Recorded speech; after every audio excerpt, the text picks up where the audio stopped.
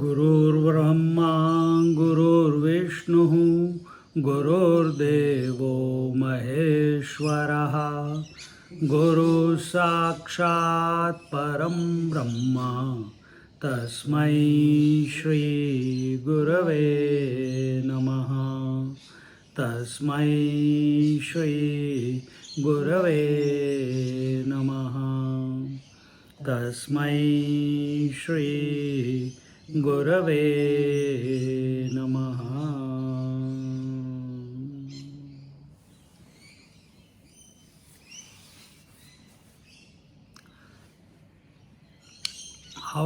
What do we do today? What approach?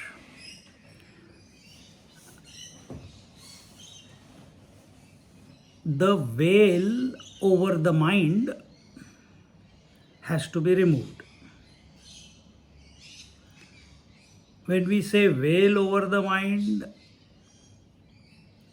we have to understand it in a bit different way. Mind is nothing but consciousness. So when we say remove the veil from that consciousness, we want to remove the veil of objectivity, the veil of ignorance, the veil which is making the consciousness project as thoughts, concept, ideas, body, world, past, present, future, birth, death, etc. Now, you did not create this veil. If you did not create this veil, how can you remove this veil? How can you remove the ignorance? How can you remove this veil? In Hindi, in Meera Bhajan, there is a line, घूंघट के पट खोल तुझे पिया मिलेंगे. Means, the Indian ladies, they have the sari over their face. They say, remove that sari from over your face, the veil of sari over your face, then you will be able to meet your beloved. We have to remove this veil. And what is this veil? If we can't remove, because we didn't create it,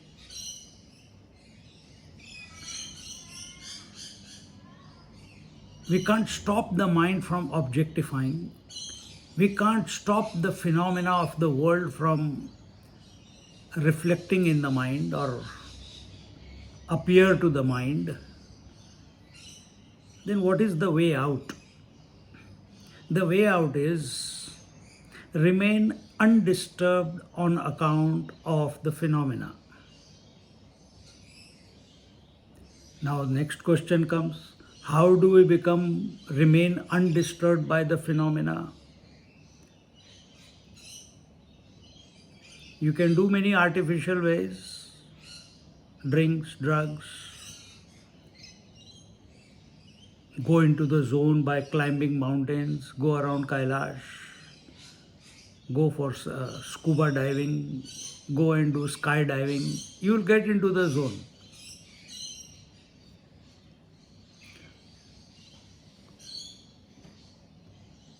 But here, right now, how do we go? How do we, what was the question? How do we remain undisturbed by the phenomena? So as I said, we can take artificial means. Those are objective means. A seeker continues to make a mistake. With all sincerity, he is seeking the truth. But if you have observed, in his journey, he is continuously trying to remove that which he has no power to remove.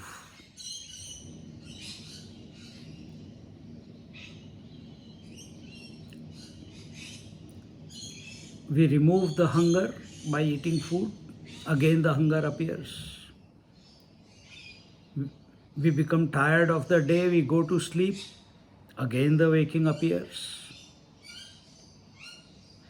So whatever we can or we have the ability to remove by our action, by our willpower, by our intention, through objectivity, understand, it will always come back. We want to come to a disposition wherein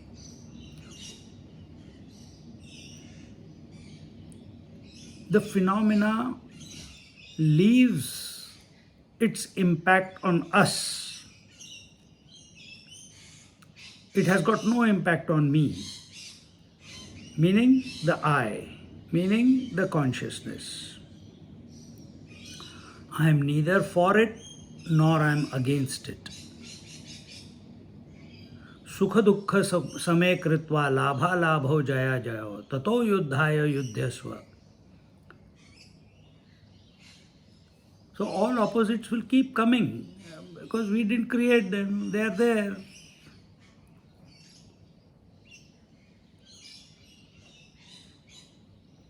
But when we take charge, first example of going into the zone was through all those external exercises. Little bit closer by doing yoga, by doing pranayama, by doing japa. These are the exercises. Raj Yoga, Kundalini Yoga, Kriya Yoga.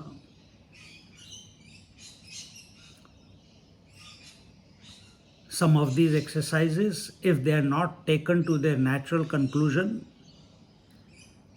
the phenomena will again appear. If you go up to Dharana, Dhyan, Samadhi, even after Samadhi, the world continues to present itself as a challenge. The phenomena continues as a challenge. Objectivity continues as a challenge. This is the second method, because we left the world, we came to the body. Body, breath, mind, intellect, choosing any one of them. But when we are remaining objective with it, without clarity, then the phenomena will continue to present itself and be a challenge to us. And sometimes we'll succumb to it. Third way is pray to Lord. But Lord is also objective in nature. But it is good. Better than having the ownership that I am doing the yoga, I am doing pranayama. I do everything, but I surrender it to the Lord, seeing His hand in everything. This was the third method. And yes, it is valid. You merge into the Lord, you have an ecstatic experience.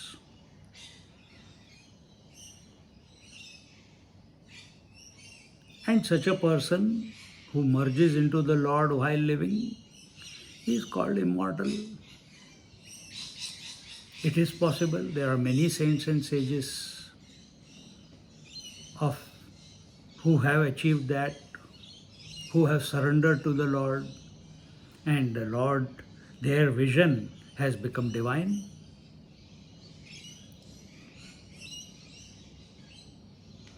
But we don't know how to surrender also. Then we get confused, this God or that God. Should I follow the Shakti or should I follow the Purusha? There, there also we create issues for ourselves.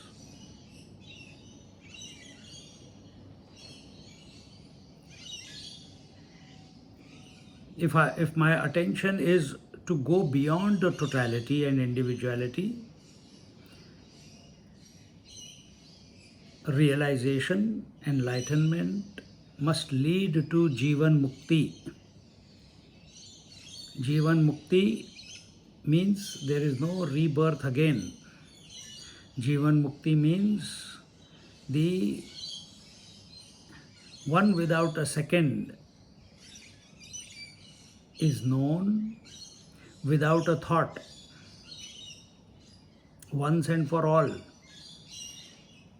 Once known, that experience, that abidance, that union, there is no union there actually.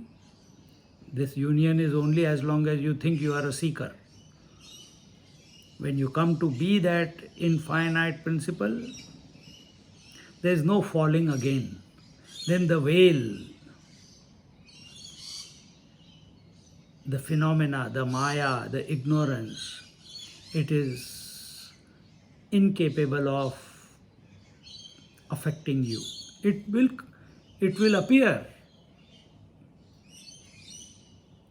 but it is impotent to get the better of you. So either we completely surrender to the Ishvara, to the God principle. If the God principle is with form, the merging will be incomplete. If the God is without form, the merging will be complete. And who am I to say that it will be incomplete or complete? Only a slight shift in our disposition is required. That disposition is of surrender. The grace of the divine is always there. The grace of the self is always there. The infinite consciousness.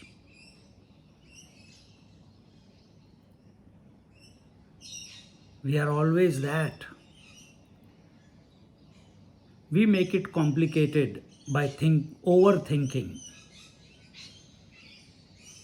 The only name of the game is to somehow come to a disposition where we are unaffected by the appearance and disappearance of the thoughts. Forget the world, because the world is nothing but thought in your mind. So we want to remain unaffected by the appearance and disappearance of the world, or thoughts, sorry.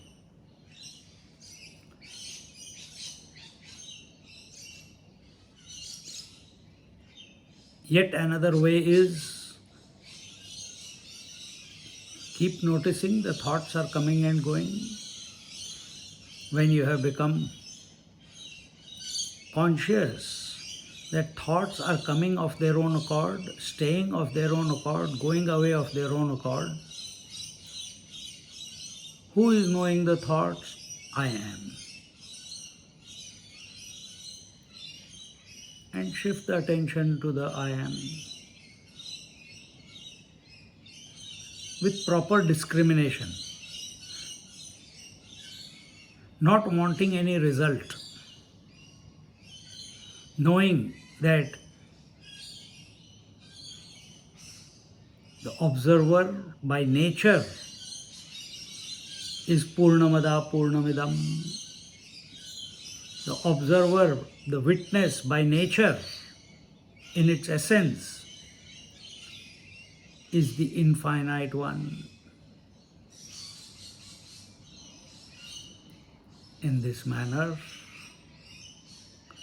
apply yourself on yourself and go beyond the veil of objectivity, the veil of Maya, the veil of ignorance. Going beyond the veil means remaining undisturbed by the veil, whether it expresses or doesn't express. The veil expresses, I should put this point, the veil expresses as absence and presence. Go beyond. The veil expresses as manifestation and unmanifestation. Go beyond. The veil expresses as subject and the object. Go beyond. You are the one who is giving, without whom all these opposites, manifestation, unmanifestation, subject and object, absence and presence, have no validity. But don't keep thinking about them. You be the untouched one. You be the immaculate one. You be the one.